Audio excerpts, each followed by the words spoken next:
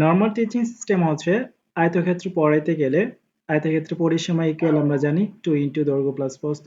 সূত্র মুখস্থ করো, তারপরে মান বসাই দাও। বাট আমরা যখন একটু টেকনিক্যালি বা স্মার্টলি পড়তে যাব, তখন আমরা প্রশ্ন করতেই পারি যে 2 ইনটু দৈর্ঘ্য প্লাস প্রস্থ হয়েছে কেন, তাই না?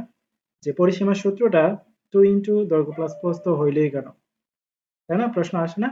তো আমরা দেখি আসলে পরিসীমার সূত্রটা 2 ইনটু দৈর্ঘ্য প্লাস প্রস্থ কেন আসলো। এটা যদি আয়তক্ষেত্র হয়, এটা হচ্ছে আমরা যদি দৈর্ঘ্য ধরি আর এটা হচ্ছে প্রস্থ। তো এই আয়তক্ষেত্রের কি আছে, দুইটা দৈর্ঘ্য আছে এবং দুইটা প্রস্থ আছে। তো পরিসীমা হচ্ছে ফুল দূরত্বটা।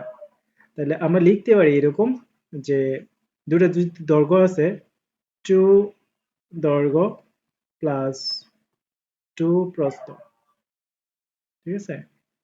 2 প্রস্থ, এই দুইটা থেকে যদি আমরা 2 কমন নিই, তাহলে কি হয়? দৈর্ঘ্য প্লাস প্রস্থ।